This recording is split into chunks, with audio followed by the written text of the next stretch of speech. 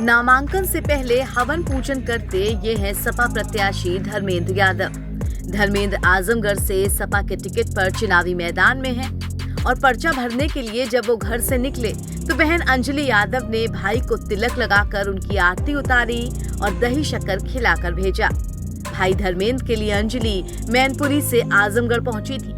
इससे पहले धर्मेंद्र यादव ने आजमगढ़ के परानापुर स्थित अपने स्थायी निवास में मंगलवार 30 अप्रैल को विधिवत हवन पूजन के साथ गृह प्रवेश किया।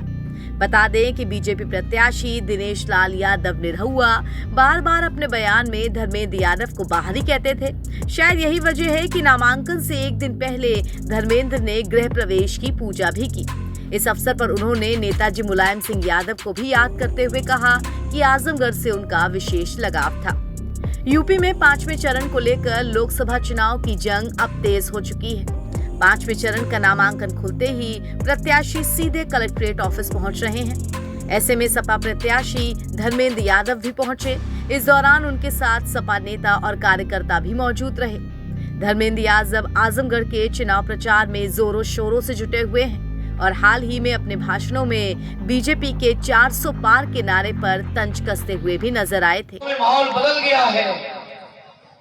अब बीजेपी वाले 400 पार के भाषण नहीं दे रहे हैं। अब सुनना उनके भाषण, 400 पार की बातें हम नहीं कर रहे हैं, क्योंकि उन्हें पता चल गया है 400 पार की तो बातें छोड़ो, अब बीजेपी 200 पार भी नहीं कर पा रही है। ये हालत हो गई है बात। और इसलिए हुई है कि जनता का भरोसा टूटा है, नौजवानों का भरोसा टूटा है। आप सोचो, पेपर लीक कराओगे, 60-60 लाख नौजवान बैठेंगे परीक्षा में और पेपर लीक हो जाएगा। अग्निवीर की योजना 4 साल के अंदर नौकरी से बाहर। तो एक तमाम जो बीजेपी की नीतियां, इससे जनता का मोह भंग होके अब जनता को बीजेपी नहीं चाहिए। इसलिए इस मौके पर कहूंगा, प्रार्थना करूंगा, निवेदन करूंगा, आने वाली 25 तारीख को जब आपके सामने ईवीएम मशीन होगी तो साइकिल का बटन दबा के अपना आशीर्वाद और समर्थन दे देना। यही प्रार्थना और निवेदन करते हुए अपनी बात को विराम देता हूँ। जय हिंद, जय भारत। तीसरे चरण का चुनाव समाप्त होने के बाद समाजवादी पार्टी के बड़े नेता भी आजमगढ़ जिले के दौरे पर रहेंगे और धर्मेंद्र यादव के लिए वोट मांगेंगे। फिलहाल नामांकन खुलते ही धर्मेंद्र यादव की पहली प्राथमिकता थी कि वो अपना पर्चा भरने का काम पूरा करें, सो वो सबसे पहले कलेक्ट्रेट ऑफिस पहुंचे और नामांकन किया। गौरतलब है कि पिछली बार हुए लोकसभा उपचुनाव में भी धर्मेंद्र यादव ने आजमगढ़ से चुनाव लड़ा था, परंतु उस वक्त वो बीजेपी के निरहुआ से 8000 के अंतर से चुनाव हार गए थे।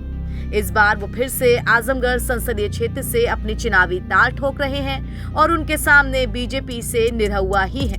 साथ ही धर्मेंद्र को हराने में मुख्य भूमिका निभाने वाले बसपा प्रत्याशी गुड्डू जमाली इस बार साइकिल पर सवार होकर विधान परिषद पहुंच चुके हैं। अब देखना दिलचस्प होगा कि इस बार आजमगढ़ की चुनावी जंग में कौन जीतता है। एनबीटी ऑनलाइन के लिए आजमगढ़ से अमन गुप्ता के साथ ब्यूरो रिपोर्ट।